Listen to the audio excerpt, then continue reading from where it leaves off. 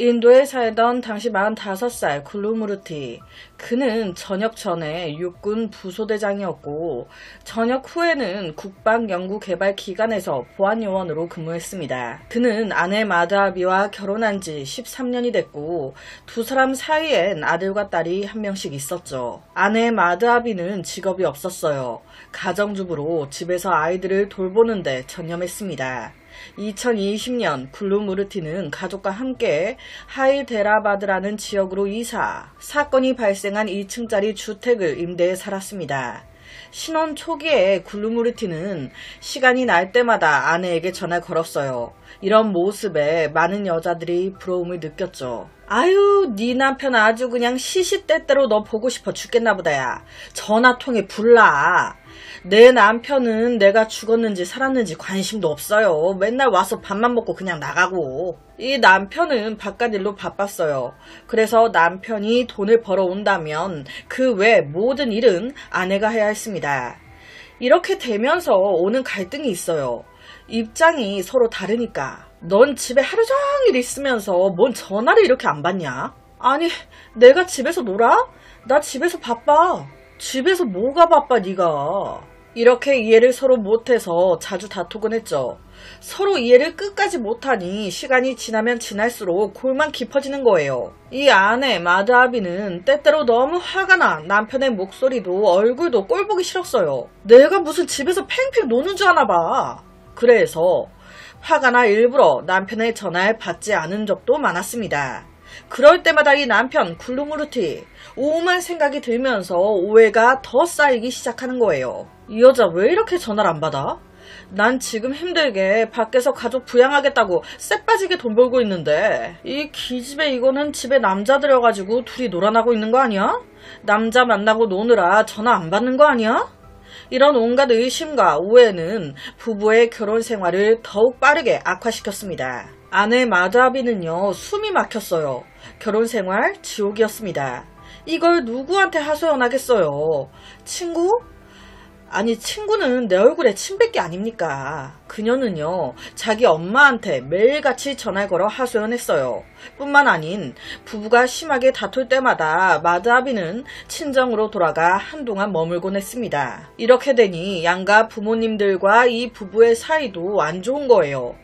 아내의 부모님 입장에서 사위가 마음에 들겠습니까? 반대로 시부모님 입장에서도 또 툭 하면 집 나가는 며느리가 마음에 들었겠어요? 그러던 중 2025년 1월 18일 뜻밖의 일이 벌어졌습니다. 아내 마하바드가 이틀째 연락이 안 돼. 마드아비는요, 매일같이 엄마한테 전화해 이런저런 수다 떠는 게 하나의 일상인 여자였어요. 한 번도 전화가 안 온 적이 없어. 그런데 요 근래 그것도 이틀 동안 조용한 거죠. 마치 이 세상에서 사라져버린 것처럼. 늘 오던 전화가 안 오니까 엄마가 먼저 전화도 해봤습니다. 그런데 전화를 안 받아. 처음에는 바쁜가? 했는데 다음날이 돼도 조용하니까 걱정이 되기 시작한 그녀의 부모님이 사위인 굴루무르티에게 전화를 한 거예요. 이때 사위 말. 아니, 장모님 집에 와이프 안 갔어요? 어제 저랑 싸우고 집 나갔거든요. 저는 당연히 친정집에 가 있는 줄 알았는데? 무슨 소리 하는 거야? 우리 집에 안 왔는데. 사위 말을 듣자마자 마드아비의 부모님 놀래가지고 바로 딸의 집으로 달려옵니다. 그리고 오후 3시경 사위와 함께 경찰서에 가서 실종신고를 해요. 이때 남편 굴루무르티는 경찰한테 마지막으로 아내를 봤던 그날을 설명해 주는데 2025년 1월 13일 이날이 인도의 상그라티 축제라는 게 있는데 이 축제 전날이었다고 해요. 이 축제 전날 부부가 단 둘이 좀 쉬고 싶었던 거예요. 육아에 지쳤어. 자유부부. 그래서 아이들을 남편의 누나 집에 맡겼다는 겁니다. 그렇게 다음 날이 됐어요. 축제 날이죠. 이날 남편 굴루무르티가 아내 마드아비한테 누나 집에서 아이들을 좀 일찍 데려오자. 집으로 돌아오는 길에 아이들까지 다 같이 해서 축제를 좀 보고 오면 좋잖아. 어때? 자기는 가족들과 다 함께하고 싶어서 이렇게 말을 했는데 아내 마드아비가 딱 잘라버렸다는 거예요. 아, 싫어. 나 얼마 만에 육아에서 해방되는 건데. 아싸리 자기 누나 집에 며칠 더 애들 맡기고 나 친정집으로 가서 며칠 푹 쉬다 오고 싶어. 여기서 서로 의견이 갈라지면서 팽팽하게 맞선 거예요.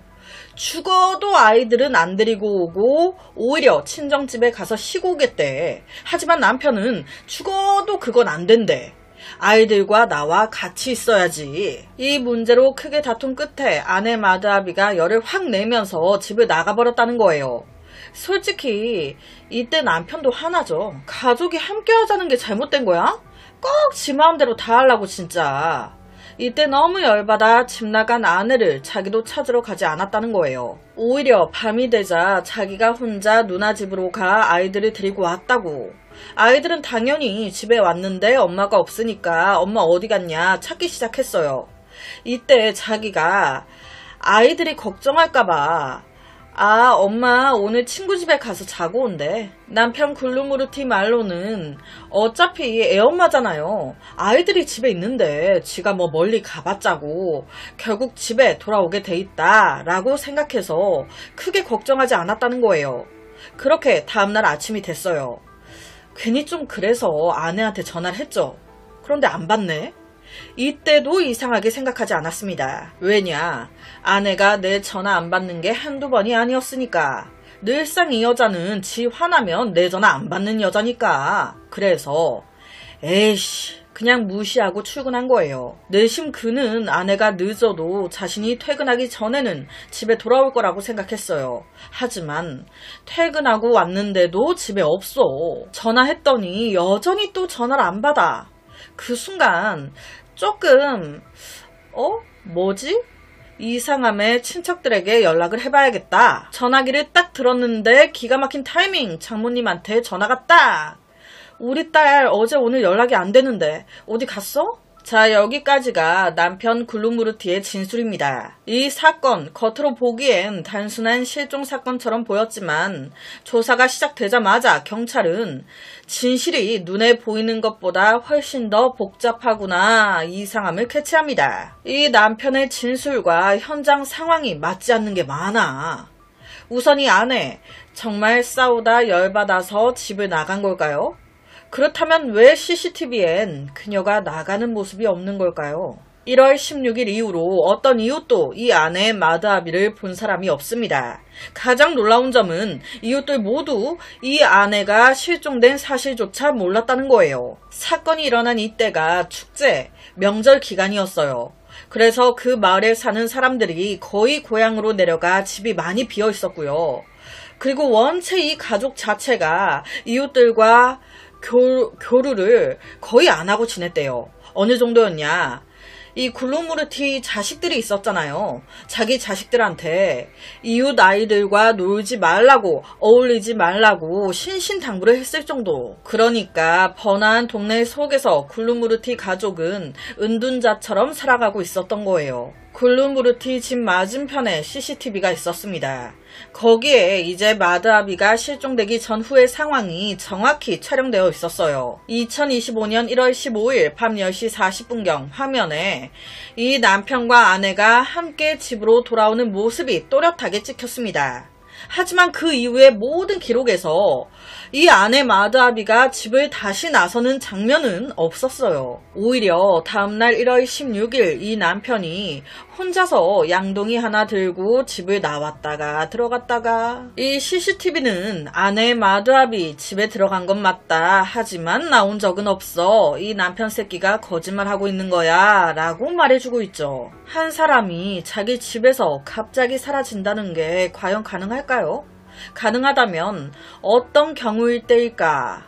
남편이 아내를 죽였을 때죠. 경찰은요, 이 집이 처음 사건이 발생한 장소구나 굴루무르티 집 전체 수색에 들어갑니다. 그 결과 그 집 안에서 3가지 중요한 단서를 발견해요. 첫째, 이웃들 왈 2025년 1월 16일 하루 종일 이 굴루무르티의 집에서 쿵쾅거리는 소리가 났고 역겨운 악취도 났다고.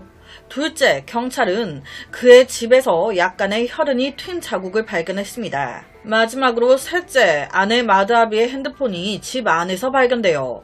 남편놈 말대로 마드아비가 정말 열받아 가출했다면 왜 핸드폰을 집안에 두고 갑니까? 말이 안 되죠. 경찰은 다시 이 남편을 소환했습니다. 처음에 이놈은요, 자기 진짜 억울하다면서 계속 거짓말을 해요. 진짜 실종된 게 맞다고. 하지만 경찰이 정확한 증거, CCTV 영상을 딱 제시하는 그 순간 지가 뭐 얼마나 버틸 거예요. 떡하니 그녀가 집을 나가는 게 없는데. 죄송합니다. 자, 여기서부터 말씀드릴 내용이요, 진짜 끔찍합니다. 죽은 자는 말이 없다고 죽인 악마 말에 따르면 2025년 1월 16일 아침 8시부터 이 아내 마드아비가 자기 친정집에 가겠다고 고집을 엄청 피우기 시작했다는 거예요. 자기는 절대 안 된다, 친정에 못 보낸다 라고 하면서 가로막고, 야, 너 나랑 결혼했잖아. 그럼 우리 집 사람 아니야. 툭 하면, 뭐만 하면 친정집에 가겠다고. 야, 그러면 우리 누나 집에 가. 우리 누나 집에 우리 애들도 있어. 지 말로는 이 일로 두 사람이 아침부터 한바탕 붙었다는 거예요. 말싸움. 그 말싸움이 격해지면서 우리도 그런 거 있잖아요. 예전 서운했던 것들부터 막 다 나오는 거죠. 싸우면서. 예전 일까지 들춰지면서 서로 막 핥혀. 아내 마드아비가 이미 사망했기 때문에 모든 과정은 이 남편의 진술에만 의존할 수밖에 없어요. 그렇다 보니 실제로 누가 먼저 손을 댔는지는 아직 확실치 않습니다. 지 말로는 아내가 먼저 자기 때렸다는데 모르죠. 어쨌든 이 남편은 자신의 손으로 아내의 생명을 끝냈고 그제서야 두려움과 공포를 뒤늦게 느꼈습니다. 그는 자신의 아이들이 이 상황을 알게 되는 게 싫었어요. 진짜 아빠가 엄마를 죽였어? 얼마나 충격을 먹겠습니까? 이에 경찰에 신고할 수도 없었습니다. 고로 이 시신을 어떻게 숨기지? 머리를 짜내기 시작. 결론은 예전에 무슨 영화에서 시신 숨길 때 화학약품으로 시신을 완전히 녹여가지고 변기에 막 흘러보내고 막 하던데? 나도 약품으로 이 여자 완전히 녹여서 변기에 흘러보내버리면 되지 않을까? 그럼 무슨 약품을 사며 시신은 또 어떻게 녹여? 얼마나 녹여? 그래서 인터넷 검색을 시작합니다. 그 결과 잘라내고 내장 꺼내고 머리에도 약품 뿌려가지고 머리에 뿌리면 눈부터 녹는구나. 할 수 있을 것 같아. 와, 진짜 사람 새끼가 아니죠. 그는요, 10년이나 함께 살 비비고 살아온 아내의 옷을 모두 벗기고 시신을 토막, 일부는 삶고 또 일부는 구웠습니다. 이 모든 과정에서 이 남편은 내 눈앞에 있는 사람이 오랜 세월을 함께한 아내였다는 사실을 이미 잊고 있었어요. 이때 이놈 사람이 아니었던 거예요. 끓고 있는 물에서 진한 악취가 퍼져 나와 숨을 쉬기도 힘들었고 눈도 제대로 뜰 수 없었습니다. 그러니 어쩔 수 없이 그는 창문을 열었고 그 악취는 바람을 타고 이웃집까지 퍼져 나갔죠. 이웃들은 이 알 수 없는 악취에 이게 무슨 냄새야! 바로 밖으로 뛰쳐나왔고 한참을 찾아다닌 끝에 그 냄새의 근원지가 구르무르티의 집 부엌임을 알아냈습니다. 이웃들은요, 바로 이놈 집을 찾아갔어요. 뭘 하길래 이렇게 악취가 나요? 죄송해요. 지금 양고기 요리를 하고 있어서 지금 냄비에 양머리가 들어가 있는데 그 냄새가 생각보다 많이 역하네요. 죄송합니다. 그런데 이웃들이 바보가 아니거든요. 양머리 삶는다고 이 냄새 안 나. 하지만 이 굴루무르티가 그 냄새라고 우기니 어쩌겠어요. 그냥 다들 집으로 다시 돌아갈 수밖에 없었죠. 그렇게 위기를 모면한 굴루무르티는 다시 주방으로 돌아가 범행을 계속했습니다. 그는 아내의 뼈를 모두 모아서 절구로 곱게 빻아 가루로 만든 뒤에 변기에 쏟아 부었습니다. 도저히 변기에 내려가지 않는 찌꺼기들은 빈 페인트통에 담아 아내의 삶은 고기와 함께 4km 떨어진 호수에 버렸어요. 왜? 물고기들 먹으라고. 굴루무르티가 아내의 신체를 삶고 아내 뼈를 손수 빻아 가루로 만든 이유는 물에 버릴 때 물고기 떼가 이 인체 조직을 빠르게 먹어치워 완전히 시신을 없애기 위함이었습니다. 그러니까 머리를 엄청 쓴 거예요. 참 10년을 넘게 지 새끼 낳아주면서 지 옆에서 같이 자고 하며 살아왔는데 처음 연애할 때는 사랑한다고 하면서 엄청 애절했을 거 아닙니까? 일말의 정도 없었나봐. 이건 남보다도 못하잖아. 시신 처리가 끝나자마자 굴루무르티는 집안을 철저하게 청소하기 시작했습니다. 구석구석을 닦아내며 모든 혈흔이 완전히 지워졌는지 확인했고, 그 다음으론 집안에 남은 자극적인 냄새를 없애기 위해 공기청정제를 구석구석 뿌렸어요. 마지막으로 만일을 대비해 굴루무르티는 전체 과정을 다시 점검하면서 방의 구석구석을 확인해 어떤 흔적이 남지 않았는지 꼼꼼하게 살폈습니다. 모든 점검을 마친 후에야 굴루무르티는 안심하고 시신을 분리했던 침실 문을 잠근 뒤 깊은 밤을 틈타 누나 집으로 가서 두 아이들을 데려왔어요. 이 남편의 자백은 여기서 끝이 났습니다. 경찰은 즉시 그의 집으로 가서 현장에 남아있는 혈흔 지문을 채취했습니다. 3시간에 걸친 조사 끝에 법의학팀은 욕실에서 여러 혈흔 샘플을 발견했고, 부엌에서 칼과 압력솥을 포함한 16점의 증거물을 찾아냈습니다.